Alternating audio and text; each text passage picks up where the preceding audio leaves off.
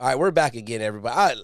The clickety clicks are all over the place. I don't have my usual setup. It is annoying, and I don't like it. But I have to make do, everybody. I have to make do.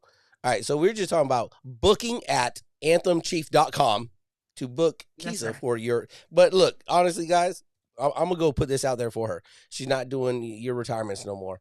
Okay, if it ain't 80,000 people in the stadium, all right, 25,000 in the arenas, okay, with crowds cheering and hollering. I don't know if she's really that interested. I But still do retirements. I still but do retirements. but hit her up at booking at anthemchief.com and you can coordinate Yeah. with her. She's gonna do my retirement, and Yeah. actually it's gonna be a duo where we're gonna sing a cappella together. Wow. That's the Yeah. first. You ain't done that? Well, good. It's gonna be just like family there, so we'll be all right. All right, Right. Keisa, let's get into it. Yes. You're retired. Um, Yeah. you served how many years? 20 years, 10 months, and 27 days. Ain't that crazy how we know it and remember it like to the days like that eventually when we get there? Well, How my mom actually counted. And oh, so she was like, you left 20 years, 10. But yeah, so I did 20 plus years, and life was lifing, and I decided to retire. let's take it back 20 years, right? And as I we kind of discussed before and via email, I always like to kind of go down like the let's look back and see what made us join and go through that. And I don't want to take too much time on it, but I do want to explore it. That 20 years ago, well, actually, you retired what year? 22. 22. So what was it? 2002, right? You're little Kisa, all of 18 years old, and you're walking in the recruiter's office. What's driving you? Well, maybe your mom was or a friend or something. What's pushing you in the direction in the first place? So I was not ready for college. We were at church Monday, Tuesday, Wednesday, Thursday, Friday, Saturday, Sunday. And so I just knew that that is not where I saw myself. I love the Lord, but it was a lot.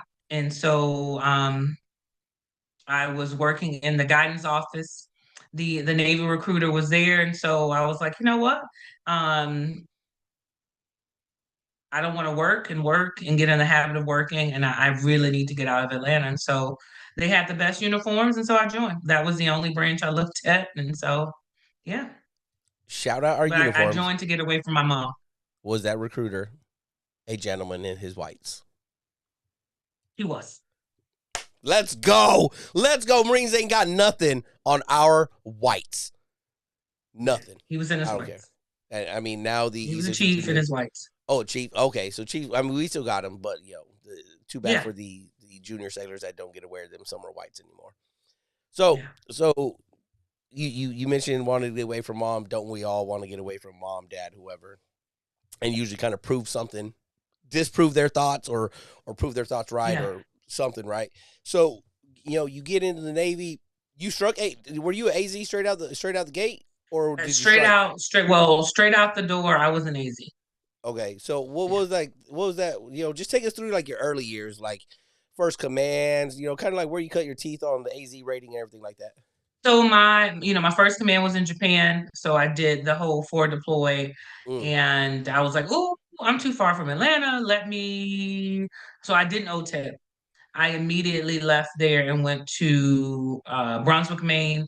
Stayed there in the P3 community for about 6 years. And my detailer was like, look, you need to see the real Navy. And I didn't know the real Navy was in Norfolk. So did I've been on the Roosevelt, the Bush, I've done F-18s, some staff tours, inspector tours. But I must say, going to Norfolk really leadership wise and meeting people and seeing the real Navy, I really attribute that to being in Norfolk. What? Where were you? You were in. So you're a P. You said you're a P3 squadron.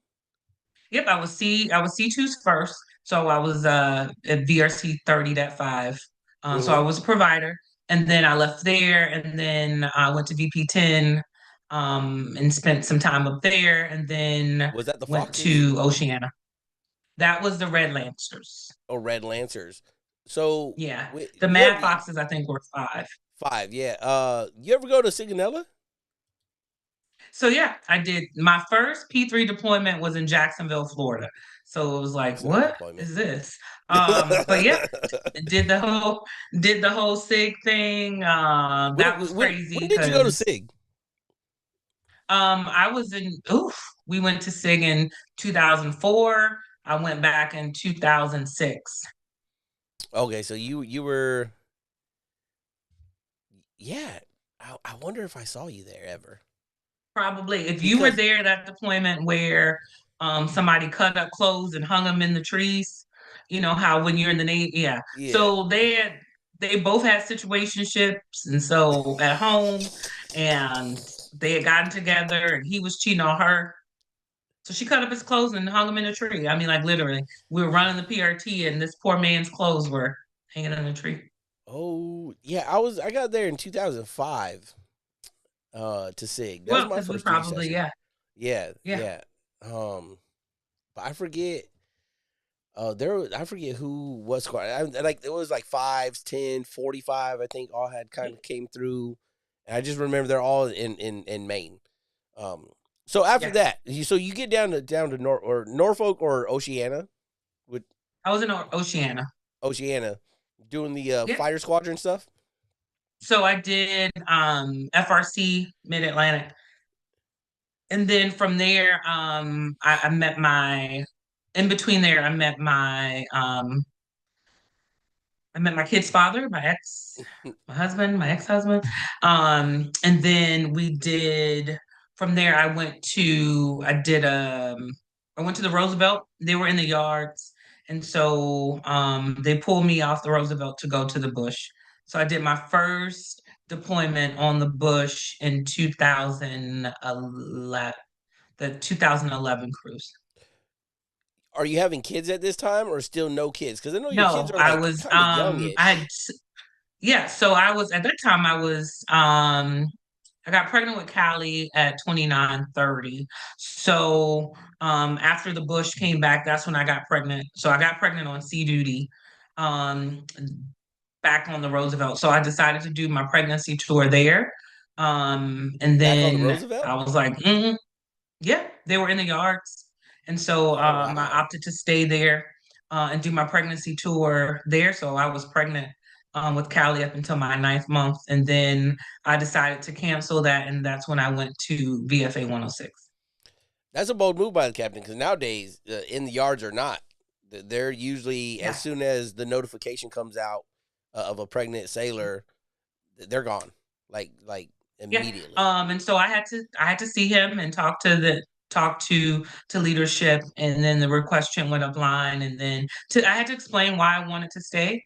And at that time, being in the yards, there was no senior AZ leadership, there was no chief, so I wanted to stay to at least get them back up to speed. So that way, when my replacement did come, they had something to work with. So at this point, you're a first class, and then you're At on. this And since point, you're I on the was a first Roosevelt, you're class. part of. Are you part of AIMD? I am part, yeah, I was part of AIMD.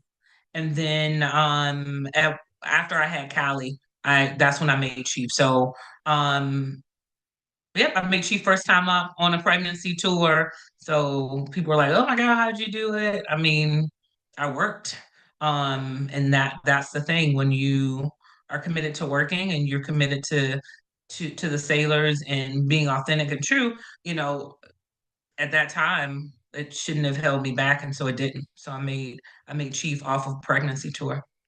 So let's dive down this a little bit because I think a lot of times, especially in today's world, right? I don't like to get political or anything. I'm not going there, but there's often cases through you're senior than me, right? And as I just shared, like females, they get pregnant and they're gone, right? One, and it's not because I think a lot of people think one. I get a lot of questions. Do you feel that people ever looked at you, or initial impression would be like, oh, they got pregnant to get out of sea duty, right? Which would for your what you just explained, definitely not the case because your ass stayed there, right? But then two, the COs are transferring them because of safety, right? That's what's always said. Yeah. Like, oh, we want you to stay safe, and I believe that. But also, the question comes back of like, well, how much is a pregnant sailor on sea duty on a ship in the yards going to be able to do? What work are they going to be able to do? And I'd say it definitely depends on rating. But like, how did you feel like during that time? Because I mean, that sounds like you made chief pretty quick. How were you Yeah. kind of like experiencing that and going through it and just kind of like I said, just getting through it? So let me be honest. I replaced, so when I was on the Roosevelt and went to the bush, I went TAD to the bush because I was replacing someone who had gotten pregnant.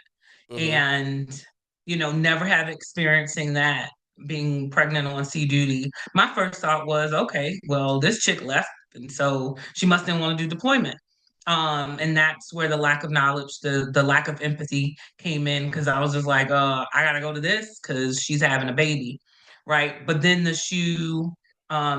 the tables turned, and then I was that sailor that Mm-hmm. was pregnant on sea duty. And so now I had to look at myself and how I treated other sailors that were in the same situation. Mm-hmm. Um, for me, my rate kept us in the warehouse. So a lot of our all of our work wasn't on the FAF, it was in the warehouse. So all of our records, so everything an AZ needed to do was not associated with the ship other than duty. Um, and that posed a problem because other sailors were standing duty and I couldn't because of how many months I was pregnant. Mm-hmm. But yeah, I got the looks. But what ultimately pushed me from leaving is my eval. So when I was on the bush, I was TAD, but I had an EP. So my thing was I'm coming to back to the boat, my original ship, and what is my eval going to be? I'm still working. And they were like, well, you can't stand duty, so we're going to knock you down. But I'm still working. So I was like, okay, you know what? I'll stay up here until eval cycle. And literally, Callie was born in September. Um, so I stayed as long as I could, but I was not going to sign nothing less than an EP because that's what I already had. And that's what I was working towards and working, although I couldn't stand duty. So it was hard because I know how I treated other sailors that were in the same situation that I was in and how I looked at them. And now to be in that situation, it's like, man, this is how it feels to be judged and people not know the situation.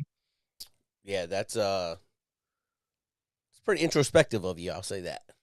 Because Well, again, like I had it's to one. because now yeah, I had to explain to, you know, the guys on the Roosevelt, they had already lost me for a deployment Mm-hmm. because I got ripped to go out to sea. And then I come back and then I'm like, okay, well, I'm not going to be here long because I'm pregnant. And so, I let them, ultimately, I feel like I let them down. And to be honest, there was a period in time where I was like, do I even have this baby? Oh Because the wow. Navy was like, I had and let's just be honest and transparent. I had a chief tell me, it was like, hey, you're not going to make chief um, pregnant on sea duty, and Joey had already had kids already with a Z, so he had a lot of kids. Like, and so they got in my head about my choice to have her. And I was like, at the end of the day, she was the best decision I made. I Yeah. made having her for me, and it worked out. I still made chief Yeah. on sea duty, on a broken sea duty. So I think leadership has to be so mindful of how their words when they're dealing with the sailor, especially in a situation that they will never be in. A man should never give his input on what a woman should do with her child because you'll never be in that situation to have to choose. Like the dude who's getting Yeah. everybody pregnant isn't going on shore duty. He's just going out and having more babies. Yeah. I do feel different about that. I think it should be a family choice. But I recognize. I think it's just fucked up when the chief says something like that. Let's But play it I'm that I'm way, saying right? leadership. Yeah. Leadership Yes. Yes. shouldn't Yeah. how they yeah. The Right. family Yeah. Like definitely make the choice. right. Like outside. between two adults, I think that's a choice for them to make Yeah. together, right? And whatever. But talk about Yes. in our Navy, in a Navy centric way, if I'm the chief and that happens, I've told sailors before, like, okay, well, like, make sure your shit's packed because I want you out of here because I want you to be safe. And whatever decisions you make and go through, Yeah. as we were kind of joking about earlier before we started, you're talking about subvert. Like, I don't care about those, right? I want to put you in the best position for you to Yeah. make your best choice, and that doesn't Yes. impact me, right? As your chief, as your LPO or whatever, that does not impact me. I just want you in the best place to make those decisions. So I Yes. think that's really fucked up. Any chief would And say that's that, right? totally different. I mean, Yeah, how you navigated your pregnant sailors was from a safety part. Your personal opinion yeah. on them having a child never came into play. That was not my case. It was a personal thing because they knew who he was and was like, are you They sure you want knew to have this they knew who baby? You know it's your gonna affect your career. they knew who your husband was, or was this baby daddy at the Yeah, time, or oh, yeah. so They knew who they he were was. so they're more. Was this more of a shit talk about him? It was a little bit of both. So I had people who knew him, but then I also had people who had never met him and who were genuine. Well, they were concerned that having a baby at that point in my career was going to um hinder me promoting. Hmm. That's again, that's crazy, right? Like to excuse me, to I don't know, that is just crazy to let personal things come into play like that. Not just opinions. We Well, do it it's all the all time opinions. though. I mean, but Yeah, Josh, I do, mean, we do, yeah, but like that's just like that's everything. People say, "Oh, don't make it personal." Every choice we make about any kind of leadership decision is personal because it's ours, right? yes. But to let those other things come in and that stuff you can that stuff you can say out loud in one of those, like, behind closed doors, locker room talk between you and another guy, you and a woman to woman, Yeah. whatever, right? But to say that to a person, right then and Yes. there, in front of, like, well, yeah, I know who your baby daddy is, I know who your I husband is, I still know, I like still that's have the planned I still have the and I'll leave it at that because my kids are here. I still yeah. have the Planned Parenthood ultrasound. Oh shit, that's deep. That's deep. I'm like, I'm not. I say I'm sorry. I shouldn't retract that. I think it's like I said. It's just fucked up, right? That is not what any chief, any leader, LPO, Divo. It doesn't fucking matter. Captain, right? Because I'm sure people out there that have heard these same things from their CEO or something. That's not the way we should be handling that, right? Um, you got to handle that better. I can't say what exactly is the right way. I can only say how I've handled it. Like, make sure you're ready to get off this ship because I want the CO. If the CO asks me, I'm going to say yes. Please get them off the ship so they could go make whatever decisions. Think if I Because was in in the end, another, I know for a fact if I was not an AZ, if I was not in a rate that kept me in the warehouse, I would not have yeah, stayed. They would have not. yeah, It would have been too even going to the fast under my 20 weeks, it wasn't safe. yeah, So yeah, yeah. yeah. So they kind of weighed the options there and everything. Again, Yeah. even me, like, as LS, right? Like, on the barge, don't even have to go. I'd rather them just get off. And people, I think, will Yeah. often look out like, oh yeah, but then duty section can be undermanned, and you're going to be undermanned. Well, guess what? The machine's going to keep going.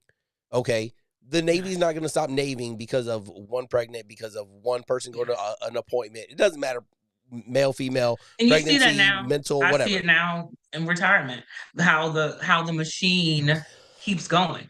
And we have to have that honest conversation with ourselves. Like the machine is gonna keep going.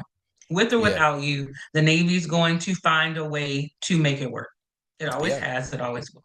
Yeah, and that's not for doesn't mean that there's a lack of caring. It just means, like, let's be real. Let's keep No, it 100. no, we just have, how much of your looking back now, I'm like, okay, what was I by staying, right? What was I trying to prove? Mm. And What that's were the you trying honest to prove? conversation I had to, What were you trying to yeah, prove? Let's go ahead. Go ahead. that I could do, I could do it and I'm gonna stay and I'm not what you I'm not what you think I am, but I'm also not what I thought of other people. Mm. Which one was the bigger one? Was it the second one? The bigger one was I'm showing myself that I'm not what I thought other people were. Okay. Which is what But you they thought of. both played a part, Yeah, yeah, because it's like because if like I yeah, said, I was being honest. I judged when people were like, "Oh, she's pregnant, she's having a baby, she can go on cruise," and you think, "How convenient," yeah, right? yeah. Well, it's worse too. I've heard shipmates tell other shipmates, hey, well, it's time to get pregnant, right? Like Yeah, in a very overt, like, get pregnant, you ain't got to go. And like when I heard that, it was mind blowing to be like, why would you tell anyone? Not like, hey, you're in love, you're at a good place, have kids. Why would you tell them, hey, deployment's coming up, now's the time to get pregnant?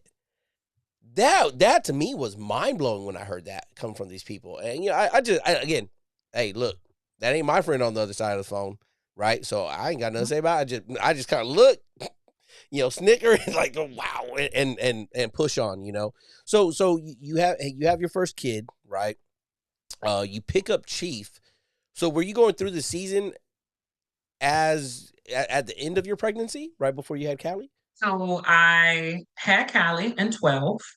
The following year I made Chief. Okay, And so when I made Chief is I had gotten off of all birth control. So my younger sister, at that point in time after having Callie, in between having Callie, I found out that my baby sister, my only sister, had lupus, and at that time needed a kidney transplant. And so I had gotten off of my birth control because you can't be on birth control, any medicine, no hypertension. Lost all the baby weight because my intent was to be um, a kidney donor for her. mm-hmm. And so going through that process of getting my body ready to be a kidney donor, that's when I got pregnant with Dallas. And so um, that kind of, uh, she never got my kidney, never, long story short. But I got pregnant with him during, right. So I found out I made Chief and then I found out I was pregnant. So I went through the season pregnant with Dallas. Okay, yeah, that's pretty bang bang, right back to back. Yeah. They were literally like 15 months apart. Yeah, well, I mean, that's no different than me and Nikki with Michael and Penelope being almost 18 months apart, to like almost the exact So it date. was, yeah, it was, yeah. Now they get Yeah. along, but it was Yeah. rough having two in diapers and Oh yeah. trying to navigate. And by then I'm dual mil, so we're Hmm. both in the Navy, and he was already established. And of course, you're dual mil, somebody's career had to take the back seat, and because I was the one having babies, I got stuck on shore duty. How did you? Let's talk about that, because I think I've had some dual meal on before and stuff. But like, how did you navigate that? How did you and your husband at the time navigate that? What were the discussions like on? I mean, like you said, one part I think we find it easy because it's like, hey, well, you're pregnant, go to shore duty. But Yeah, that's not always fair or anything, right? So how did you guys navigate through no, those times and those we waters? didn't. We didn't have a choice. He was already senior, um, and the Navy was like, "We need him out here, and you can go have these babies." And I only had Mm. two, but at that time, What we years had was this? recently gotten. Hmm? What year? Like what year time frame? So I had Dallas in 2014. I had Callie in 2012. Okay. So at that time, um, he had already had four kids. So prior to our marriage, so I got custody of his kids, two of them, and so now I'm a new mom and a new bonus mom, and so my career took a backseat. Unfortunately, my older son came with some issues, and I had to put in a Hums package. So I Okay. took a knee because I couldn't see myself not as a chief, not as a sailor. I couldn't see myself as a wife and a mom leaving my husband with two babies and a son who had issues.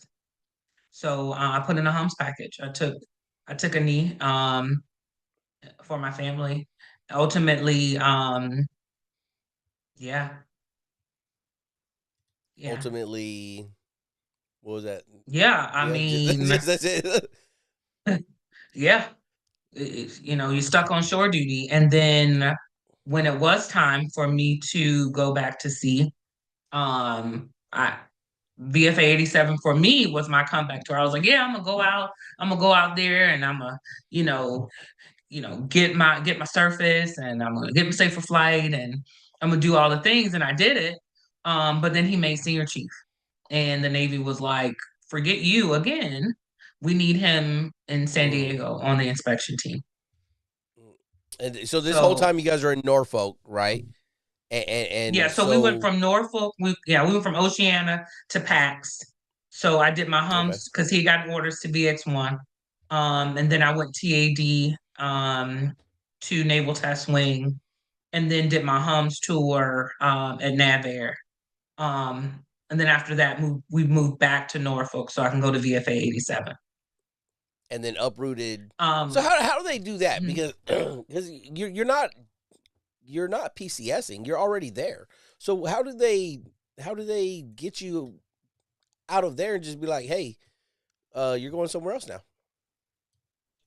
So for because Joey was already in at VX1 when I had Dallas, I was able to do a remote delivery and I was at 106. So the RAG, you already know they have access to chiefs. So I went from the RAG at 106 TAD to Naval Test Wing.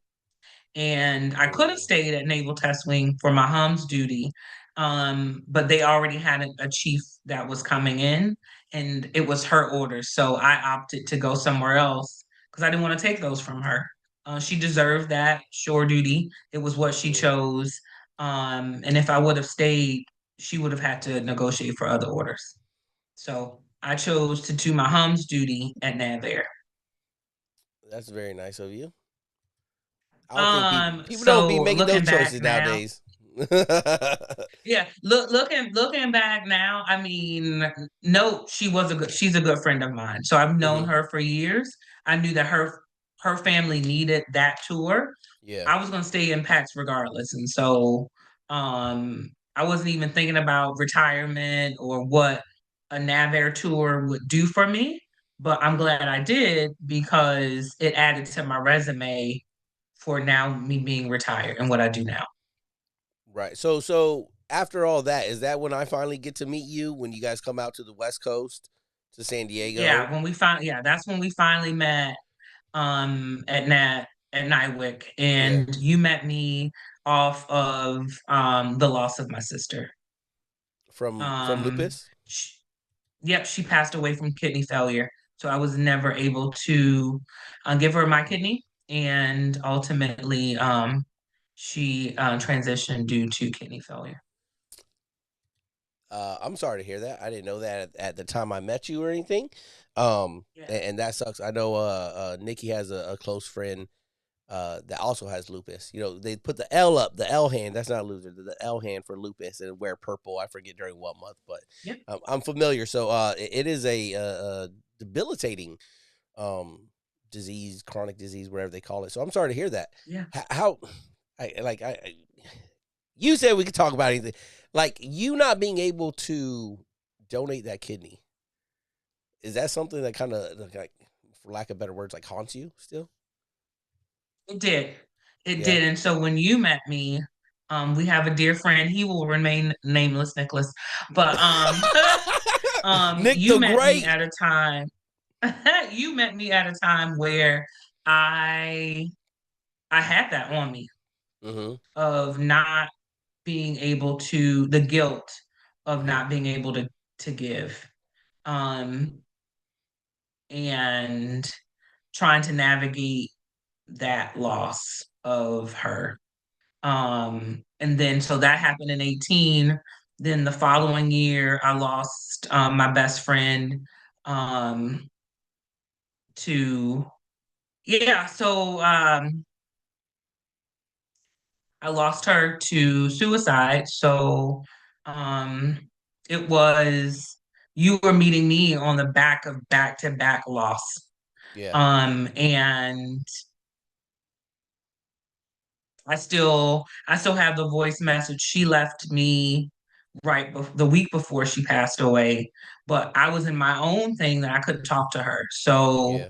I still have regret about that, right? You know, people when they make up their mind to do whatever, they've made up their mind. I don't know Yeah. if me talking to her would have helped or would have prolonged her realizing that um that we needed her here. Yeah. Um, but yeah, you met me at a time of loss. You met me at my heaviest. You met me at my saddest. Yeah, you met me in a very I was in a very not great place. Yeah. I can't say I could tell that, right? Because it's one of those, we never know what other people, like, this is cliche, but we never know what other people got going on, right? It's hard. And me, I'm, I got there in 17. We just had the birth of our first kid, right? We're flying kind of high. Just like experiencing like parenthood and life and everything like that. And it's always crazy when you meet these other people, and you just be like, man, like they're no fun, right? And like, like I said, me and Nick, we were fun all the time. But it was like, man, Keisa seems Yeah, like she could have fun, but Keisa just don't ever want to have fun. It's like we got to tear it out of her, right? And it's like, but tear it out and tear it down. yeah, like many things, but when you don't share those things, and not that you have to, then oftentimes we just sit Okay, there so I'm and going to stop you right oh, there. go ahead. So here's my problem. And, for whoever's listening, the problem with sharing, right? When you share something so personal, you have to use the spirit of discernment on who you share it with, Mm-hmm. because people will use your weakness Mm-hmm. for you and have compassion in that moment. And when you no longer serve them, they turn it on you. So rewind. My sister passed when I was on sea duty. At the same time, there were some other things going on. So I went to mental health, right? I'll tell anybody, if it wasn't for my junior sailors at VFA 87, I would have lost my mind. They held me down, they held the shop down while I was trying to get myself together, right? Mm-hmm. But I remember having mental health appointments, right? Because I was just that broken, and coming back to work and having my own brothers and sisters, which I would use those, I don't do the brother sister shit no more. Say, I wish I could just make appointments. I wish Mm-hmm. that I could not just be at work. So, using what they knew, my loss, then using it to pick fun and Yeah. joke about. And so by the time I got to you, yeah, I laughed a little bit and, was open with some, but I had already been hurt by people Yeah. who claimed to be my family Yeah. because I was honest with them and saying, I'm struggling. My family had already moved to California when I started to do my mental health appointment. So I was literally staying with other people trying to get myself together. And it wasn't my brothers and sisters that were there, it was my junior sailors that helped me. Yeah. Um, so when you got me, and I did share with someone there um, at Nywick, and it was turned on me. Oh, you're always crying. You're always sad, but knew my situation. Mm. So what you got was fist up, ready to fight Yeah. because you're not going to keep doing this. Yeah. Oh, it's understandable. Don't take me the wrong way at all, please. No, no, no.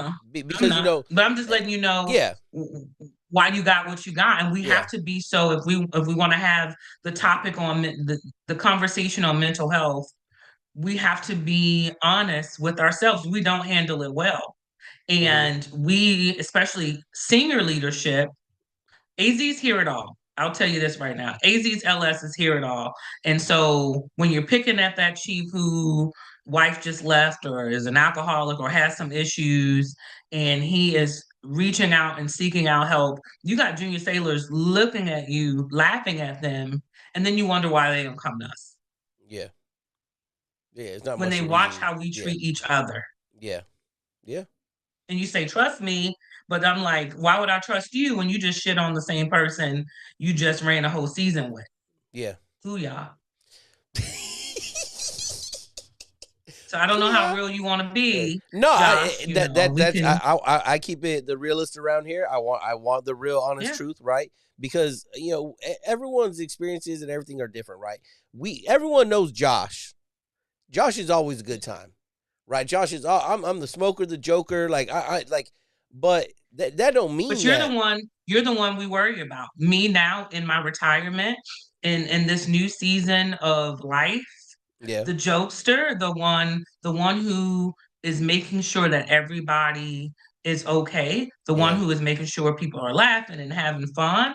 You're the person that now that I spend extra attention to and I'll tell because you, like, nobody checks on that person. yeah, Nobody checks on that the hmm laughter, the guy who's making somebody laugh. Nobody's checking on that person.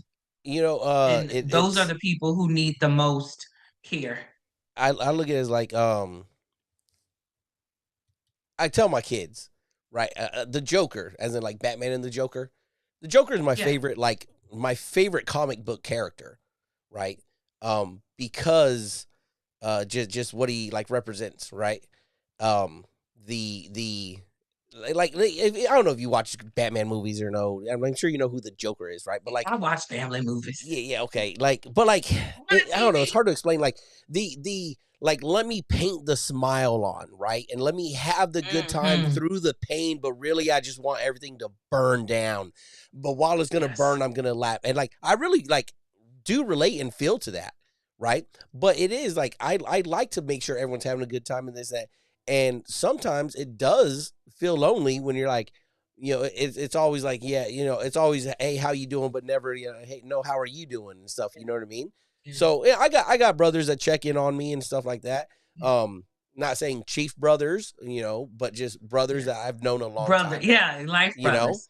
and Now add that to now retirement because yeah, what you just mentioned about, you know, it weighing on you and that's what happens when you retire.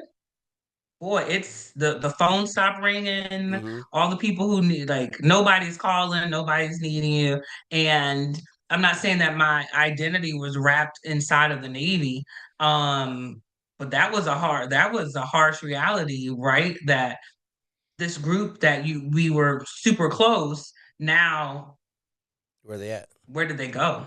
Yeah, And that's then you're sitting with that mask off, right? You were like you mentioned putting a mask on every day, but the inside you're now you have to sit, right? I spent a year of not working after retirement and really sitting with me. Like, who am I outside of the Navy? Who yeah, am I outside of the only thing I've known as an adult? yeah, And there was grief. You know, people think the five stages of grief is just for death. It's for any loss. And although I chose to retire, it was still a loss. Like, because I lost who I you're gonna had retire been no matter what. for. Yeah, It's not yeah, it forever. was a Yeah, loss, and I had to yeah, sit with who am I, right? The good, the bad, the ugly, the shit I didn't want to deal with,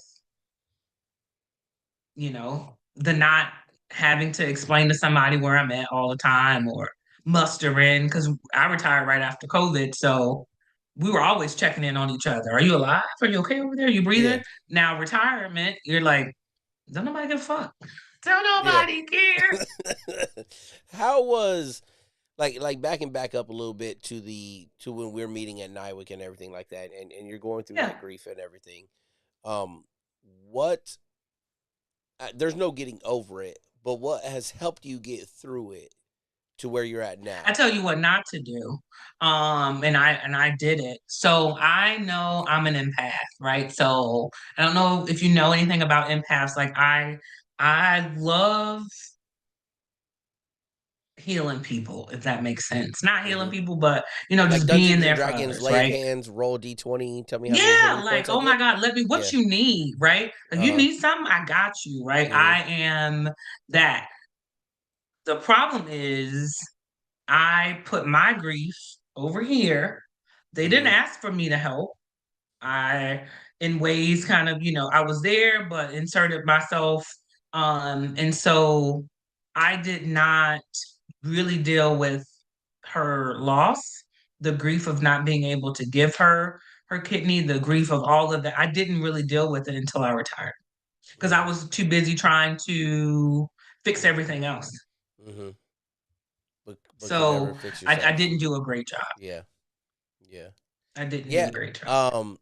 So I'm sure I know for a fact, speaking with one of my best friends and things that he's gone through after retirement and him knowing me for my whole career, knowing me very well, and the things he tells me, similar things. And I know I'm gonna go through a lot when I retire. A lot of what you said, like sitting there, finding yourself. I just did the damn I didn't ass. sing for a year. I Huh? didn't want to sing, Oh and yeah. like I would book. It was hard because I was like, I don't want to put this shit back on. Mm, Um, yeah, it was. I was not booking, especially large arenas, for the first year I retired. I did a little bit, but not as much as I'm doing right now because um I also retired with my family in mind, right? So I was like, I'm gonna retire and it's gonna be me and my spouse. And now I'm separated. So I laugh. I laugh just because it's like the facial expressions and it's sometimes like it's that like if you don't, we know this, right? Like we gonna laugh, right? Because and this is kind of to your point. Maybe it was like I would the still be Joker's gonna laugh. married if I was still The in the Navy. the Joker's gonna laugh because if we don't laugh, like we're gonna cry or we're gonna scream You might want to or see me crying on here. yeah, no. You Nobody look might like you want did to your see makeup you. fresh for us. Okay. Just a little bit. Just a little, ow. But Don't nobody want to see me so cry. so so you didn't just like I'll say like I know I'm gonna have to deal with like people don't know this. My dad died last week before Veterans Day. My dad passed away. Now the only thing that carries me on through it, right, is like I hadn't spoke to him for 4 years, right, and even him with the cancer going through it, I still did not. I chose not to speak to him. I chose not to show up, right? And that's for things I won't say here, but like that I know eventually that like that stuff's gonna catch up. But right now, like you said, we're gonna just keep working. We're gonna keep smiling. We're gonna keep putting it on. We're The just gonna get train through keeps it. moving. Yeah. Yeah, because like I said, if we're not laughing, we're gonna break down, and we're gonna and Yeah. right now, I don't want that breakdown, but I'll deal with that breakdown later on down the road. You know what I mean? Yeah. So it's definitely, although I've not experienced it myself, I can relate because and this is one of the realest, like I love talking to people that have experienced those things, not because it's not a satisfaction, but it helps. People ask like, well, how do you become self aware? Well, conversations like this and hearing it from people, right? Can I look at it like you were looking in mirrors, right? Of like if they've probably gone through that, then what am I going to experience when I hit that retirement? But we don't You we know? don't do we don't do that well, right? So I told you I grew up in the church, and there were parts of, there was one particular scripture, we are stronger through the word of our testimony, right? Like me sharing with you what I've been through reminds me of that I'm no longer where I was in 2018, right? That Okay. there has been some healing, some growth. And then for you who are going through or could potentially go through, could pull back out of your toolbox and be like, man, let me apply maybe some of these principles that helped her. But that is part of the grief thing that I struggle with my best friend is that I did not tell. So my sister passed. She was driving to Atlanta for my sister's funeral and found out her dad passed. Mm, I was struggling. She was struggling. But that thing, whatever barrier, I didn't share with her how bad I was struggling, right? mhm. so I'm struggling in silence. She's struggling in silence. And I feel like we could do that better with trusted folks, Yeah. sharing, like, hey, not having a pity party, but reminding each other that we're not alone. So that way, 3, 4 years from now, right, we can have a conversation on a podcast and be like, man, the person I met in 2018, you're no longer that person. How do what tips did you have? So when I face this road, when my retirement date comes, Hmm. how do I handle it? Yeah, and that's that I mean, you say a lot better than I do. That's what I really want a lot of this to be, right? Is touching on like when I emailed you, I want to touch on like the career stuff. That's all cool, right? But everyone's gonna have their career, and everyone's career is gonna go different, Yeah. and it's gonna go great, and it's gonna go bad, and then maybe it just wraps up on a good note. Hopefully, I hope for everyone. But like, what are we doing? How are we finding success at the end, right? Because I was just having this conversation today with the lieutenant. He's HMC went medical corps, right, kind of stuff, for like the health administration, right, that kind of guy. 26 years in, and we're talking about this stuff, and it's like, he has his oldest kid's 26. Had his oldest kid right when he was in the Navy, and the way we reflect back on it, he was like, yeah, no, they're good. And I was just like, well, how much have you asked them that? Because he's like, well, I was there. He named like 4 major events of their life, right? Like I was there for 4 major events. I was like, okay, but have you ever asked them like how many events that they think about that you were not there for, and see if your 4 big ones outweigh their grocery list of dad was never, dad was never, dad was never. You know, I only said it 3 times, so but I'm sure they have a lot more. And we're just spitballing this idea, but that's to bring it back to this.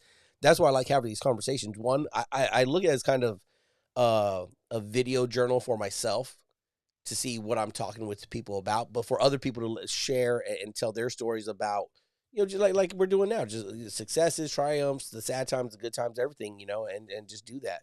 Um, and this one's been extra great. I really like it. And we're still going. Uh, so you're approaching, or you're in retirement. You're Was that approaching. a compliment? Okay, Yeah, Josh. I compliment Thanks. all. I compliment all my guests. So I didn't tell you what. Like, I never look at this as my podcast, especially when I have a guest on. Right, I look at it as your podcast tonight, for you to share and for you to tell your story and everything like that. Any guest, right? Because I it's this is I had my friend told me this. And you're supposed to have your mission statement or whatever of your business, of your you run a business, right? Yeah. I don't have that because I'm not good with English. Okay, but every podcast out there that's military related is the cool guys, right? The special warfare guys that are talking about fucking all the awesome shit that they did in warfighting. And that's fucking great. But that's 1% of the military population. Where's Yeah, the yeah, stories of the other 99% that go through all kinds of other shit in life, yeah, and there's never a story told about them. They'd never yeah. get to share, right? And that's why this is Bravo Zulu, right? Because I want people to realize, like, everyone, all 100%, all the other 99, like, their career was well done also, right? That's like, this is the Bravo Zulu to you and your career and your life and everything. So that's just a little bit of background. I don't know if you've ever watched I love that. or seen anything I post or anything, but that's why I'm here doing this. Mhm. Um, so back to you, like, you're approaching retirement. You retired out of Nywick? Yeah. Yeah. So let's get into like that. 1 year out, lead up to retirement. With Cool. all the No, it wasn't grief. even No, one where do you want year. to go? So I made the decision to retire April. I was out in October. Oh, damn. So Joey retired. Yeah, so it wasn't like no, oh, let me. So I literally had 90, I had like,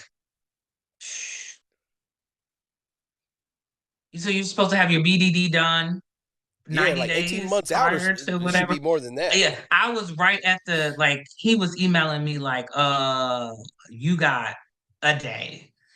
Or you won't Mm. get any disability. So but I retired because I was like, man, Joey's retiring. The Navy wants to send me to Lemoore. Mm-mm. Eh, Not gonna lie. COVID, I was eating. So I'm not Weren't a we all? drinker. So I'm not a drinker, not a smoker. I mean, I smoke blacks every now and then, but I'm not a drinker. I'm not a smoker. I'm not a gambler, but a chick could eat. And so that was my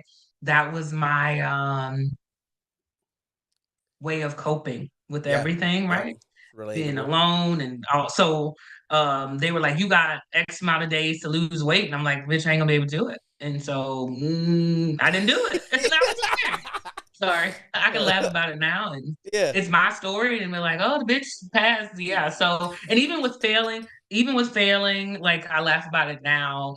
But even with failing, I still like you would know if I told you because I didn't work like I wasn't passing a PRT. You know what I'm saying? Yeah. If Yeah. that makes sense. I was still the mess vice president. I was still organizing events. I was still working. I still had a division. I was still answering trouble tickets. Um, so I had a vice disorder or whatever you want to call it. You could see mine, right? An alcoholic, you can't see theirs, right? They go home, Yeah. they drink, they bathe, they come to work the next day, they're good. A person who beats their wife or hits their kids or, you know, takes their anger out in other ways, right? Yeah. You never see theirs. With mine, you saw. So I always felt like I needed to work 110 times harder and doing the extra. So that was never used as a reason for looking down on me.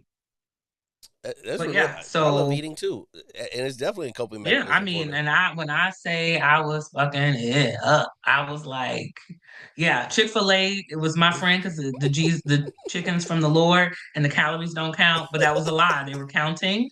Yeah. And mhm. Yeah. So that's so I retired.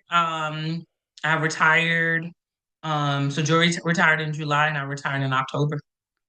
So it was. Uh, what I know you just explained it, but before April, you had every intention that you were just going to keep going. Yeah. Yeah. I was Like. working out and then yeah, and then I was right there. I was good. I spent a whole bunch of money. And then I think the orders to Lemoore hit me. Um Okay. I could not see myself without my kids. Yeah. He was retiring. He had a job up here, a good job. Uh so he would have taken Cali and Dallas and I would have stayed in the Navy and moved to Lemoore. And I was like, mm-mm. Just the weight of that, right? I also found out during I was having some health issues that had been pre-existing, but you know how the Navy is. You need to lose weight, you need to eat better, blah blah blah. And long story short, I ended up having a partial hysterectomy. Mm. But never would have known that if I what my other health issues were if I didn't start the process of retirement. Damn. And I mean, if you ever do a women's health issue, thing, please let me know so I can listen in. But we don't do a great job of women's health. We don't do I had fibroids and they were huge. And so it contributed a lot to my health issues. So the retirement was the best thing for me. Yeah. But What? I retired with them in mind, with my family Yeah. in mind. What? If at all. So you're looking at Lemoore, and your family's first at mind, but also there's that husband ain't even gonna move with me. What is going through your mind of like the second, third, fourth time that husband gets to pick first, and I'm still coming in last because the shit's real. No matter which way it's going, right? In today's society, where both parents damn like almost always have to work, it always feels like someone's giving more and or taking more, You know what I mean? So at this point in your career, I'm gonna hypotheticalize here or whatever. Assume you're probably feeling like maybe motherfucker, you get to choose again before me. Am I cold or am I hot? Put on some mittens because you're hot, hot. It I was like, geez. I'm like, you could have texted me that question. Let me Also, prepare. hold on before you say that. Um, Chad, our old friend Chad Easley from Nywick says, "Amen, Keisa." Hey, check. Yeah. So, all right, go ahead. Go ahead. Um, whoa. So you have to keep in mind, let's lay some groundwork. I was I was in the Navy 10 years almost before I met Joey. Mm-hmm. So choice of duty state, like my career was moving, right? With him, without him or whatever. So from a career standpoint, now I love my kids, all six of them. Um, but from a career perspective, all the things that I had planned for my career, yeah, I was like, oh, and it wasn't like it was he interviewed, he got the job, and he was like, "Hey, I got this dream job," and I'm like, I don't want to move. I don't want to move. Even in retirement, I was like, so I stayed in Temecula. He moved to Point Magoo, and I stayed with the kids. So I was never really given a choice with the absorbing the two older kids. I love them, would do it again, but I wasn't given a choice. Mm. I was it was a family conversation.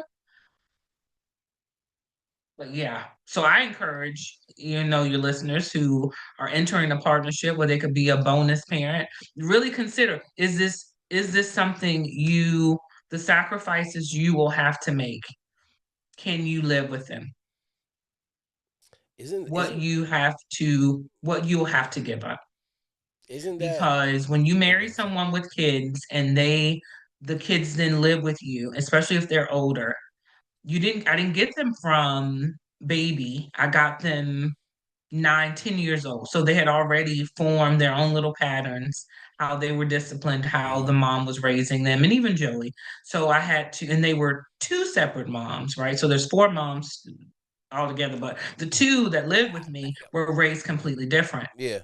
Um, and I had to also decide too, when it came to the kids, in some situations, I would never be number one. Mm-hmm. And which led up to where we are right now. That is a lot to never be number one. But you're putting in number one work. Yeah, yeah. Damn. Yeah. My for the Navy, I wasn't number one.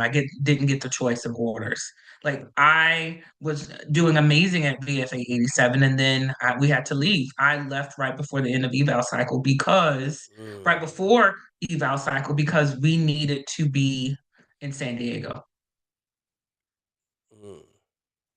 So, oh, man, this is like that is again relatable, not career wise, but I can I feel you when you always feel like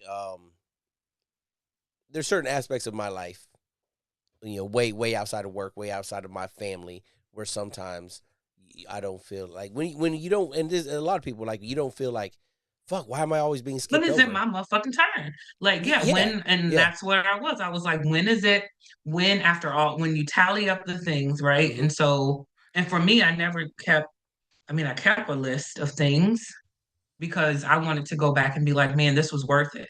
My oldest daughter, she's a law student. So she is in law school. She's doing amazing. We have an amazing relationship. So when I look at the sacrifices, I'm like, okay, man, I see the reward over there. But when I yeah, look at myself now, I'm like, what did I get? mm, When it came time to fight, and maybe you may want to do a part two, Josh. I don't know. But when it came time to fight for me, I don't feel like I got the list of stuff that this woman did and said, hey, she did this, this, this, and this. Let me let me try and stick it out a little bit more because she is grieving, because she does have all of this going on. Because I didn't get the choice of, yeah, I chose to sell the house in Temecula because my kids were suffering without their dad. Right. I didn't. Moving up here wasn't like, ooh, yeah, let me move to It Point Magoo. it, it wasn't a yeah. I snorted. uh it sucks when we make Like, choices out of those feelings, right? Out of listeners, don't confuse it, right? Any parent out there, we will absolutely do anything for our kids, right? and would do it 100 times over again. Yes, But yes. you have to weigh the if I knew then. So let's rewind a little bit. Let's talk about I know I talked about the partial hysterectomy and the fibroids or whatever. Mm-hmm. So if I had knew making the decision to have that surgery came also from a place of knowing that we weren't going to have any more kids, right? Right. So here I am with my forever person, knowing that we're not going to have any kids because he can't have no more kids. So I made that decision, right? I could have kept having him removed, taking medicine, all this other stuff. I mean, I Mm-hmm. would have had a beard off the medicine, but that's neither here nor there. Nevertheless, so you do all this, you weigh all this, and I'm like, okay, well, let me have the surgery because I'm not having another baby. Yeah. Now I'm separated. Now I can't, if I did meet somebody and want to have a kid, I can't. Yeah. When we make these decisions and, we have to make them for us first. Yeah. You cannot weigh another person in life decisions because they're a variable. What is Mm-hmm. constant? I was a constant. What could I live without? If this person left me today, would I be okay knowing that now I won't be able to have any kids? Yeah. That's something I thought about when I went and got the surgery too, right? It is me and Nikki decided together we're done having kids. And I thought like, well, because it's hard for a woman to get everything done. It's more intrusive for a woman to get everything done if it's not immediately after birth, right? And so we Right. thought we were gonna have a third. We decided not to. We're good with two. We're set. So I'm up because I knew it. She was like, no. She was like, she don't want to have no more kids. I was like, I support that, but if I don't go get mine done, we're having more kids. like that is we. This is gonna happen probably Yeah. in about 18 months. Count it up. We're gonna have like three on one sitting on the toilet figuring out, two in diapers. All right, I was not stopping. Okay, but I went through that thought process because I thought as much as we want the happy ever ending story, right? Whatever the fucking saying is, right? And you wish for it and you work hard for it every day, right? All married couples do, right? Um, I thought, again, I'm the only constant, right? But with that being said, should this ever go awry, I've already had the kids I want to have, right? I have the kids I want to have. I had them with the person I wanted to have them with. It doesn't matter if we ended up splitting up and I found But something else. you only had two.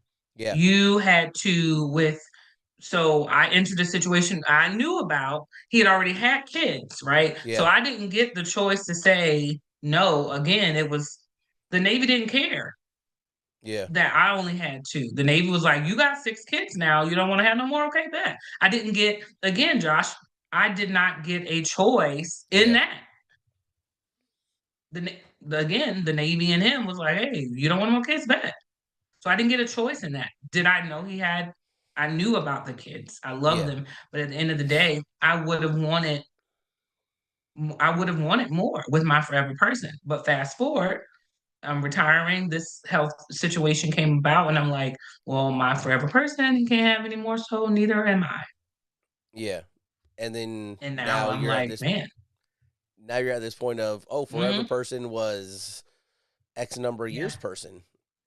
And how are you now yeah. navigating through that? And then like the impact that's having on you, again, just like with everything we're talking about, like now is the thought of even like well, yeah, I want to get back in the dating field. I want to do this, but like It's there dumpster might be juice out another, here. you know. It's nope, it's dumpster juice out here.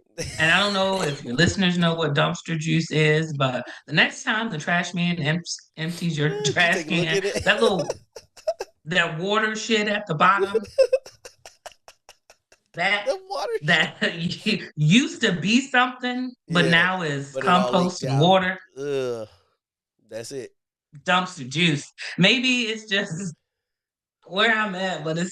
Mm-mm, mm-mm. Maybe you know. Well, I already said you already got mixy with it and everything. So I was saying maybe it's just like you just got to mix it up. And there's a bunch of cows out there, I'm right? not making Kool-Aid. No, I'm good. So I'm gonna be out here. No, no, but it's not. Everybody has their own baggage, right? Yeah. I don't know why I looked around because I have luggage over here. Um, but we're all carrying these bags, right? And so, um, I'm choosing to that water. I'm choosing to before entering another situation, go through all of my bags, right? And Yeah. like, what? I don't need to carry this anymore. And I honestly feel like um childhood trauma, we can do this again, but I was a product of divorce, right? My mom and my Hmm. dad divorced roughly at the same age as my kids, right? So I went into it staying as long as I did, working as hard as I did, thinking I got something to prove, right? Again, Mm. that thing feeling like Yeah. we have something to prove to somebody. Yeah. Let me prove that I can love you better. Let me show Hmm. you that I'm not my mom and dad. Like I can do that. I don't want to prove nothing no more. You either Mm. take it or you leave it. But I'm not trying to prove that I am not um repeating history, Yeah. right? That it's okay to accept that things happen and people outgrow each other or Hmm. like I told you, if I was still in the Navy, we'd probably still be together because one would be here and one would be gone, and we would just not realize that we have not set in a space where the new version of me anymore. Hmm. Even during COVID, was it like that during COVID? No. Because like me and Remember, he was Nikki. on the inspection team. Oh, so So he's he was always on the gone. inspection team. So he was always gone. And that was a little resentment too, because you had work. So I had party at the top, shorts at the bottom. These stupid kids, not the kids, but not Yeah. it's Yeah. stupid. Yeah. We get it. We all got kids. But the kids didn't want to sit down. They didn't want to.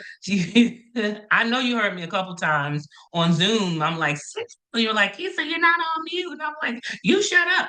It was a lot going on. And he was out during COVID living his best life, eating steaks and barbecuing and going to the gym. And here I am with these children, of these Yeah. children. So yeah, you talk about resentment. There was a little bit like, why me? Why can't I have a break? That's again back to the conversation I was having this morning with this LT, right? I just want to counter this with what you just said. He's out living his best life, right? I think that's oftentimes not saying he wasn't. It's not about him, but I think we've all been out on those deployments, right? And our family sees us and they see the port visit and us having the good time, Right. right? And this is the analogy I brought up earlier that I'll use the same one was like family sees that they see it on Instagram, Facebook, whatever. But then what they don't see is like us going back to the hotel room, us sitting down to do the FaceTime not being answered, the FaceTime being answered, and I'm busy. I got the kids. I got to go. I ain't got time. Right. And then they don't see us sitting there in that hotel room by ourselves. Even though we enjoyed all of that just happened for the whole day, they don't feel that like I would fucking give everything to not have the last 8 hours and just be at home, or have that last 8 hours but have it be with my family here, right? So do you realize any of that, or like acknowledge any of So, that? Like, the fact that you are talking to someone who was in the Navy, let me counter this, my friend. ooh, Yes, if he was Hayes Gray underway and had been working 12 on, 12 off on in the Indian Ocean or sea or yeah, wherever the fuck yeah, we go, and he pulled in the port, yes, I would not say he's living his best life. He yeah. is enjoying his well-deserved break. But when Okay. you are an inspector Mm, okay. and you are in Japan, or yes, the hours are long, but I still worked. I still had these kids. Now, it sounds like I have a little bit of anger, and for the listeners, I do. That is something that I'm working on. I talked to my counselor about it. But yes, I didn't want to hear about your dinner. I just know that you are on the beach somewhere, Mm-hmm. debt, wherever. You're not on a boat. Yeah, If he was on deployment, yes. But yeah, that inspector tour, and it is hard because I've talked to a lot of people that said that tour of duty is challenging. But during COVID, I didn't care about none of that yeah.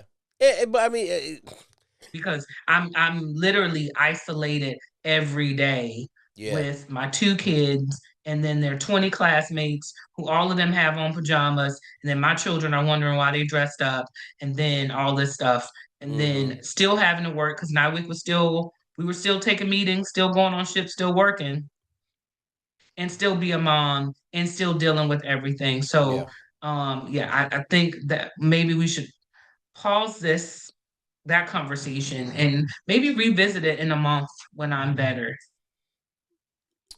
Pause. Like what the which No, like the pause that oh the whole COVID, that whole oh like him living his best life, oh okay. that piece. Well, no, again, so I mean, I get it because there is a difference there, right? Like, especially as a Navy person yourself, not just the spouse at home. And I was gonna say to that is And like, you can't run that shit on me, right? So it's a difference. Like about to say, like I'm sorry, I'm yeah, not like yeah, Brenda or Nancy who ain't never been out there. Trust me. I did 20 years, so I know yeah, I know what and beach looks like. I know right, what the boat looks like. So yes, don't no, Ricky Bobby. You can't play me and tell me you working hard. You working something. yeah. Well, and Mm-mm. that's what I was gonna say No. was people could be like, oh, those inspection teams, they're really hard, and it's like the fuck ever, right? Like, come on, they've only most of any inspection team, not any, most of those, like, hey, who want, like when we're at Nightwick, you had to travel some. There's people that volunteered for the travel, and then there's people that volunteered not to travel. I was like, I Yeah. traveled once the 3 years. I was like, I don't want to fucking travel anywhere. Yeah, but you could go to Japan. I don't give a fuck. I got a wife and a newborn at home, and then I'm working on a second newborn. Right? I was not for that tomfoolery. So I can understand. I was just countering with what are the differences there? One is like I think the biggest factor is that Hayes Gray underway part where they're working, and the other part is like, oh, so you Yeah. just taking another week-long vacation. Like you couldn't let some, like And there's then you lose nobody your else. wedding ring at the gym. So I was like, Oh, ooh, you having too much fun. oh, yeah, That's that's personal. Sorry. See, I'm still unhealed in some areas.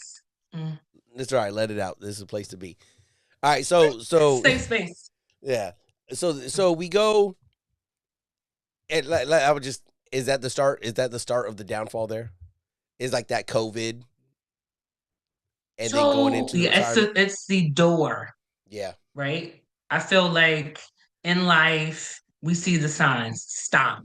One way. U turn. Mine was children at play because there was a lot of them. So we see all these signs, right? And we just ride on by yeah. them, right?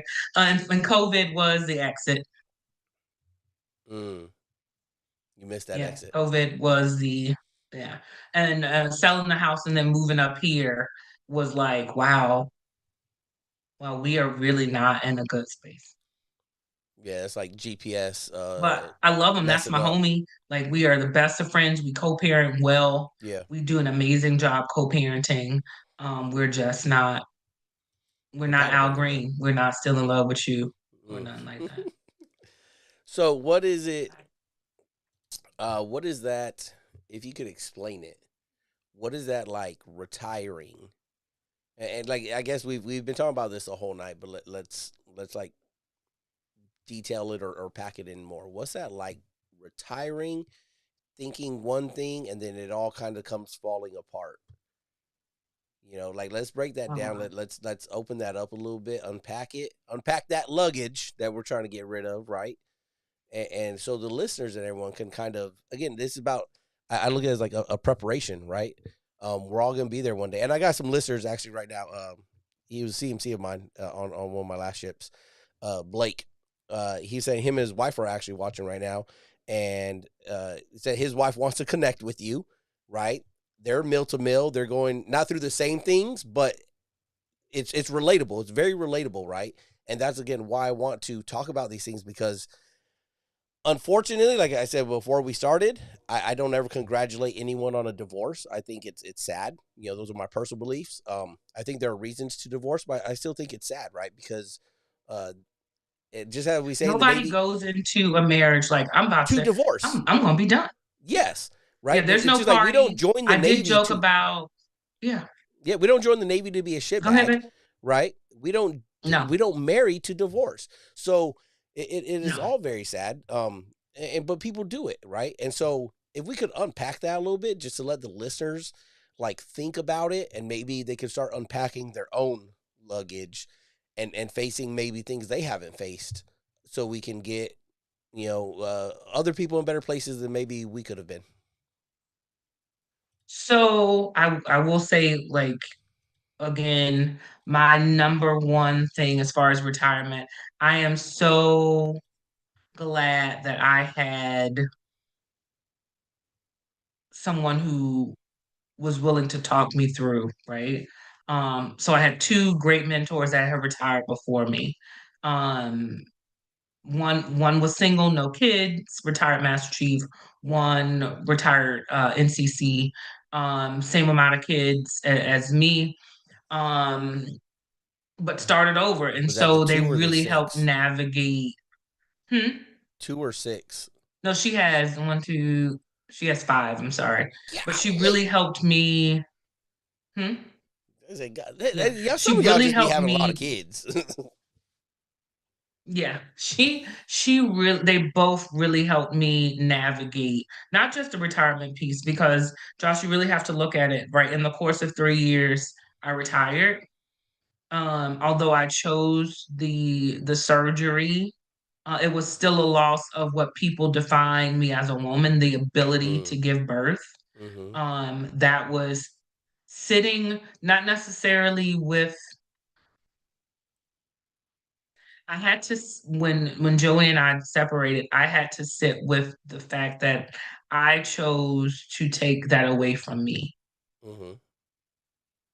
because I could have gone through the other options, right? Um, the death of a relationship, right? In the same token, remember I have four bonus kids. Right now, I'm super close to two of the four. The The two you just not death. posted about? I wouldn't say our relationship died, but the it's stressful Mm, because I don't have that connection with two of my four kids anymore. Um, but you have to really, I had to really sit with who am I outside of the Navy? Right. And there are some people I saw in a post the other day from, an acquaintance. And I'll talk about that right before we end though. And she was like, my career doesn't define me, right? Like if I were retired today, I'll be okay because I know who I am outside the Navy. You could think that all day, mm-hmm. right? And you could very well know who you are outside of the Navy, but for 20 plus years, you knew you had a solid paycheck hand to God. You Yeah. knew that on the 1st and the 15th, that check was going. You could know who you are all day long.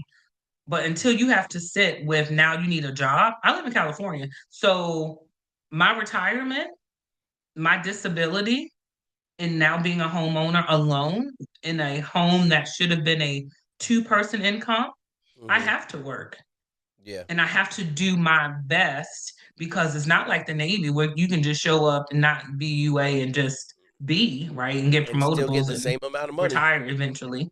Yep. Yeah, and make the same amount of money. That's not like that in the civilian world. Especially I'm a contractor, so I have to always be on my game. I don't get to have a bad day. There's no, ooh, I was late. I have to pick out something to wear. That's probably one of the hardest things. Like, what the fuck am I gonna wear today? No, you wore that last week, and people watch because it's not a lot of us. So I joke about that, but no, even the strongest person who retires, I'm like, oh man, this is just a chapter. There are some things in the military that you get accustomed to that you don't have that luxury anymore.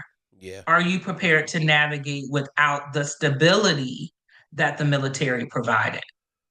The medical piece, the dental piece. Now you got to pay for it. The job piece, right? Mm, Housing if you need it, if you needed to move into base housing, the ability to do it because it is so expensive on trying to live out here. But there's mm, grief. There were people that I would have put money on would have been with me in this chapter of retirement that I have not spoken to since I retired. And I talk to them every day. There's before you retired. no there's no hate, there's no anger, but there is that piece where like, man, what happened? People Mm, that I pray, I love the Lord, I cuss a little bit. People that I prayed for all the time about their promotion, about advancement, about their love life, that ain't no hey cat dog on this side. You have to be able to realize reason, season, lifetime. Who are the people that are going to ride with you when you are no longer in that uniform? And are you okay to be alone? And that is what that year taught me. Finding out who I am without the validation of other people. Because regardless of how we feel about the eval cycle, that is a form of PTSD too. You check in, you do your best, and then you're like, oh man, you could be an EP, but you got to wait another year because Billy Bob, who got an EP who ain't done shit this year, ain't leaving. So please work a little bit harder so you may get it, right? yeah. And then you work a little bit harder, and then a little bit harder, and you finally get it, only to start all over again. What that does to a person to constantly have to prove yourself over and we weren't designed that way to keep constantly proving yourself. And some people are built like that. I'm gonna show you, but after a while, at 40 something years old, I'm tired of showing you what I got. Yeah. I've given that to you. So Yep. when you retire, then you enter the new workforce. Why a lot of retirees are like, man, these folks are lazy and all this stuff. No, these civilians realize at the end of the day, I'm gonna give you my 9 to 5 and I'm going home. I don't care what you think about me, but we're conditioned to care. The eval, front and back, says it. How do I look? Am I great? Do I fit? Yes. Can I run? Yes, you can. Are you a hard worker? 5-0. They don't give a shit about that outside. Yeah. They care about how you work, but those other things that keep us sticking knives in each other's back around eval cycle, that stuff don't matter when you retire. We do a little bit better than those who were never in the military. That's why they want us because they know we're hard workers. They know we're going to give it our best. But it's almost like being in jail, right? And you come out, Mm, right? And you're like, oh my God, freedom. What do I do with this? This is a cell phone. How does this work? How do I navigate life? And that is why I encourage people, if they can, to take some time off from jumping from the military to a job to figure out who you are outside of who you have been trying to be for the last 20 years because they don't care when you retire. They care for me because, when I sing, they're like, I'm retired Chief Petty Officer Keisa Souza. And they take their little pictures. And when I change back into my civilian clothes, don't nobody care. They're not like, oh my God, was that you singing? The only reason why they know is because I'm in uniform singing. I'm a great American because they can see me in uniform, but I'm a great American with or without the uniform. Those are the mm, things you deal with. mm. Let's man. Sorry. No, like you cooking. as the young ones say. Go ahead, let her cook. Let her cook. He took all the seasoning, so we're not cooking right now. Who took the seasoning? Literally. He Joey took taking the my seasoning. What's he gonna do with it? Take these kids. Lead the Lowrys. You take the salt and pepper and these children. Lead them. Lead the Oh season. man. Well, I've only seen pictures of him, but he definitely the salt, right? Yeah. Yeah. Let's that was all beautiful. It was very beautiful. Let's talk about the last thing you kind of ended on there, the Great American. Because we're going on an hour and a half. I don't want to take too much of your time, but I want to end. I always like to Shoot, end on a we positive. can do part 2, 3, and 4. Well, Run it. eventually, one day, I'm gonna get to Joe Rogan levels and do like fucking 4 hours or something, right? My boy Gary's in the chat. What's up, Gary? My boy Blake, he said his wife has already reached out to you and tried to contact you, probably via the email. Okay. Okay. Well, booking I at think if anthemchief.com. Chad still might be watching. My boy Ti says what's up. So we got some people watching and listening, Hey, and I'm sure that your story's touching all of them, and I hope it's giving them something. So I'm let's just blessed that transition. you thought enough of me to share it. Oh yeah, and I mean, of course, like I'm no business, but like I am trying to create something, so I have to reach out to Yeah. people that are worth it, and that's But where I want to go you into it know now. plenty of retirees, right? So you know a few, right? And Yes, so but it goes when back I saw to your message, I was like, wow, I felt honored because it I goes mean, back to sometimes everything you're you an were just asshole. saying So I though. was like, Oh yeah, huh? but it goes back to everything you were saying, right? Of like I'm not just going to open this up to fucking everyone because everyone's not that interesting. I don't want to hear everyone's story. I want to hear like everyone has a good story or whatever. Everyone has a story, but if it's not interesting to me or like So you can I said, ask you a question? yeah, of course you. Can I turn this on you? What was it about me that made you want to hear my story and go? So the thing we're about to talk about is about you singing, right? One, because I've cracked jokes about it, as I did at the beginning of this when we're gonna sing a cappella one time together. Okay. Um, but you make posts about it, and in some of those posts you had posted about that you sing about for your loved ones that you've lost and the service members that have lost and everything like that, right? Yeah. And I thought about Yep. that I have a because whole thing. because I said to myself, like, wow, who the fuck has she lost? I wanted to know, right? Like Oh, who like to I could I yes not sing but could I go in front of that many people? Yeah, I could. Right? I'm a showman. Okay, give me a spotlight and a mic and I'm there. Okay, but to go out there and sing like that in uniform still as a retiree now, when I hang up the uniform, I don't want to put the uniform on again. Right? I want to put it away because I like I was again back to this stuff I was talking about earlier this morning with another gentleman. I don't even want a contracting job. I don't want a DOD job. I don't want to go back to fucking anywhere towards 32nd Street unless it's the commissary and the exchange. Right? I really don't. Am I going to have to? Probably so because it's the easiest place to get a job and make money and provide. And I understand that, and I'll probably be stuck, quote unquote, there. But sorry. My boy Gary says I should do a hot dog eating contest. My boy Gary's got jokes. Yes. Blake says you're amazing and that every chief should thank listen to you, Blake. this. I don't know if every chief should listen to this. I don't. They might not like it, but and so that's why. To answer your question, is I wanted to hear more about why you sing the national anthem in uniform as a retiree and the stories behind that and what drives you to still put on that uniform because I think you have a great point, right? You're a great American when that uniform is on Yeah. and that we're all great Americans when the uniform is on, but how great are we when the uniform is off and we're just Joe Schmo that's in line at the grocery store, Yes. you know? Yeah. So It's crazy. I will start with I'll start with my rodeo story. I did a rodeo here in California.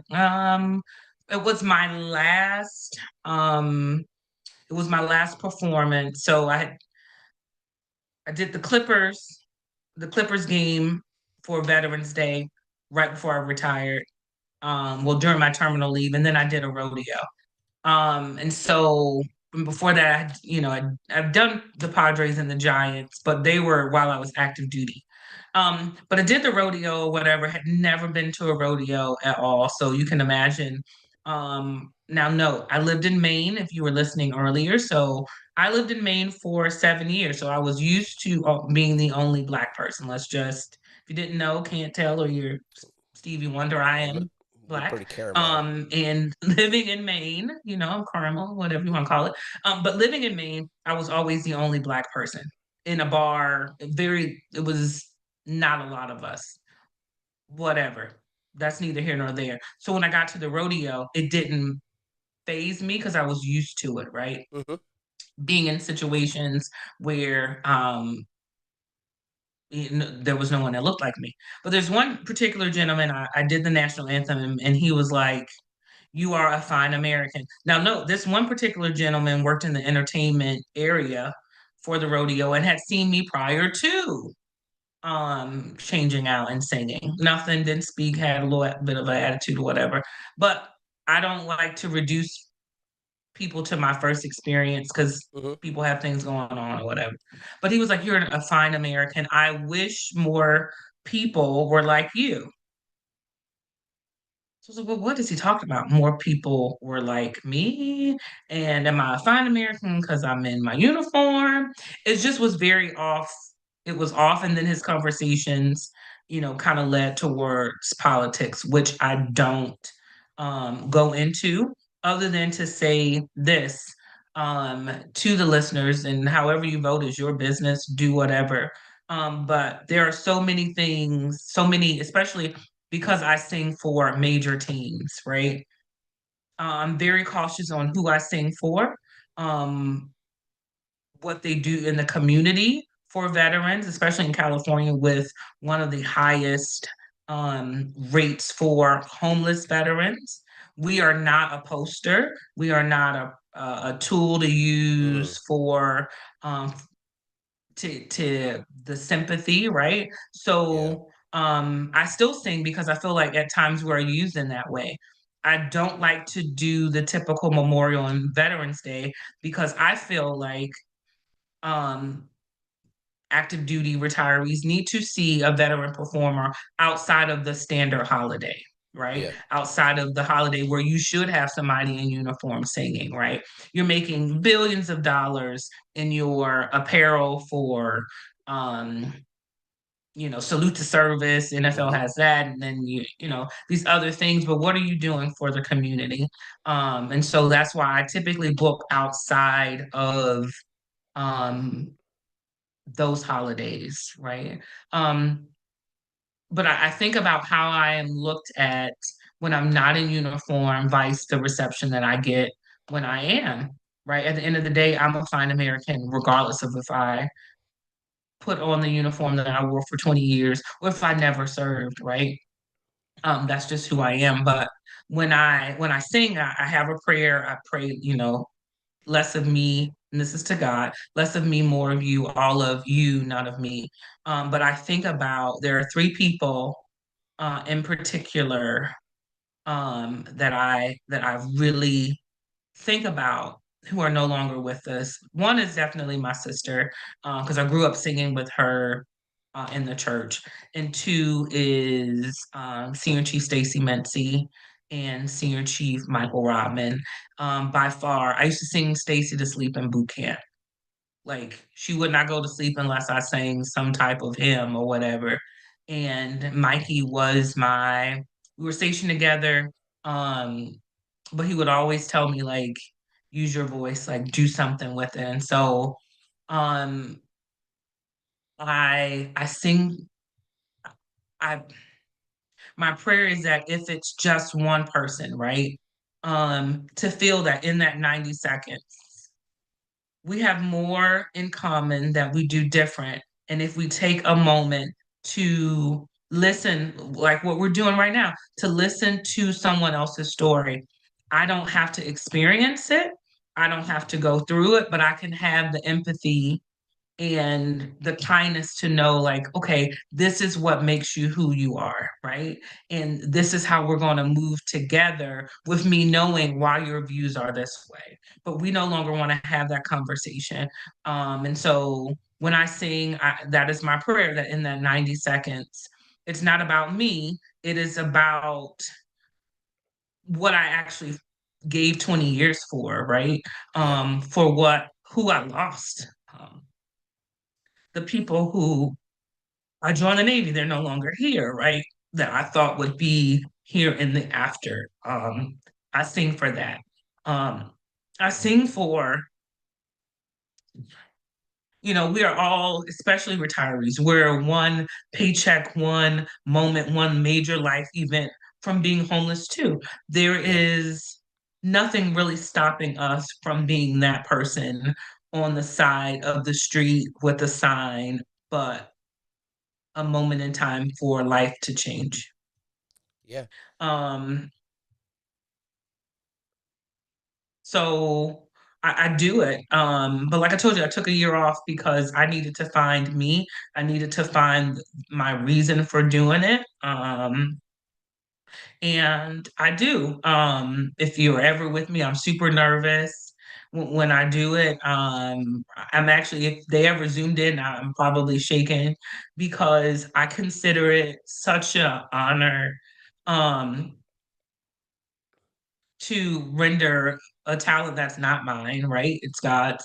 Um, but for someone to remember, like, hey, I saw this chick and she was in uniform and she sang, and maybe the next time I'm reading laws that affect that veterans, that I really consider how I vote. Or if I see, if I go past the VFW, maybe I should join if I'm retiree. Or just things that can help us, our community, the veteran community, be better, because we need it. Um, and my little small contribution is why I do it.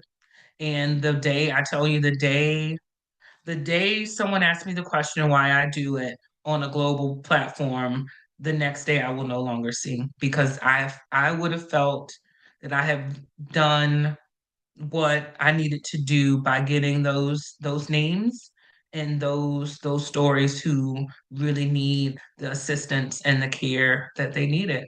It's global. It's a global problem. That is beautiful, Keisa. It's hard to follow up with that stuff. There's such. I see you're moved. And I hope the listeners and the viewers are moved tonight. Tune in, Google her. Uh, so what was that point? What was that email again? What was that email? My email is booking at anthemchief.com. All right, hit her up on that email if you need a booker. Um, Giza, and everything you just said is why I reached out, right? Because as you do that, I aspire to have an impact that you're having, right? To bring awareness to that other 99% of just stories of our lives, of veterans, right? I trickle a lot of other stuff in here on this podcast, but really, like, I when I retire, I want to talk to more veterans and get more veteran stories, all kinds of veterans, all kinds of branches, all the branches, because I don't want to do the active duty news stuff anymore, right? I want to get on to Yeah. something bigger and more important uh, at that You time in have my to life. interview. You have to interview. I'll tell anybody. You, especially, I think you have the spirit and the platform to do it. You have to interview a Vietnam vet, because we're so used, and then I'm done talking, but we're so used, our generation of service members are used to the welcome home, right? The Yeah, banners and the yeah, parades and the sirens and but I did an event at the VFW where it was for the Vietnam vets, and they told their stories and what it was like, Josh, for them to come home and be yelled at and spit on. And then fast forward, the amount of work and fight it takes for them to get the care they need at the VFW. Yeah. Not the VFW, but VA. at the VA, right? To prove service connected. Like we got people right now that, you'll see when you retire, let your appointment be the worst day of your life so you can get 100%. And we got people who don't have sleep apnea but have it so they can have 100. Do what you do or Yeah. whatever, however you get your disability plates. But you have people who have COPD because of Agent Orange and other illnesses Hmm. from that era that are fighting for their benefits. And they see us, right? They see this new generation get all of the things that they never got. I think it would be an amazing for the current listeners, the present day service members, to hear stories from people who were fine Americans and loved their country, but were spit on, Yeah. that weren't welcome back like how we are. It puts a Maybe. lot in perspective on how we move and what we take for granted. So if you But don't they know, didn't get that. I live in an RV park right now. This is my RV back here, right? Uh, No, it's nice. yeah, yeah. This is a nice payment. But so That's a there's a nice lot wall. there's a lot of old guys around, and I'm on army base, so most of them are army and air force. But there is one old guy I always see walking his dog in his little hiking boots, and he's Navy. So maybe next time I see him, I will, because you mentioned it. He's old enough where he probably served in Vietnam, right? And I just saw him today. He had his little carrier ball cap on. So next time I see him, I'm gonna stop. I'm gonna stop him, and I'm gonna see if he wants to become wants to take a dive Ask into him the deep end. what his welcome home experience was like. Yeah. Well, I'm gonna get him on the show. I'm gonna convince him to get on the show. We'll see. We'll see. I'm Crossing my not fingers and preaching, hoping. Gary. Yeah. I'm not, but tithes and offerings will be collected at the end. I'll send you my cash app.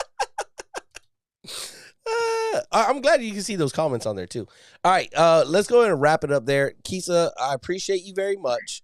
Um, Yeah. I thank you for coming on and just and saying everything that you said. It was beautiful. Um, it was everything, right? I think your story is remarkable.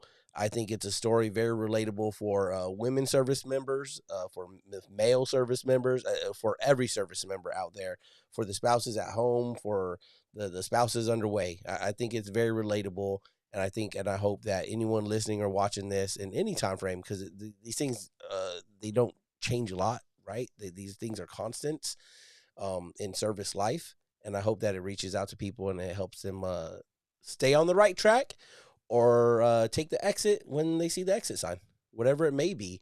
But I hope it helps people. Life is And full of signs. Life is full yes, of signs. so if you just want to hang out for a moment, I'm gonna do this little wrap up here, and then I'll talk to you afterward. Just stand by. Got to kick that music. Hey, for more information on how you can support the podcast, please visit us at this old website, anchor.fm/Bravo Zulu Podcast. The information, views, and opinions expressed in this podcast are solely of myself, Joshua Moore, and the individuals involved and do not necessarily represent the DOD, DON, or those of the respected institutions or organizations. Thanks for joining us. Don't forget, like, subscribe, leave a share it. If you think this is valuable and you think other people could get a kick out of it, go ahead and share that. Share it. And Especially we'll you, see you in the Gary. next one. Share it. Oh yeah, Gary always does. All right. We'll see y'all later. Bye.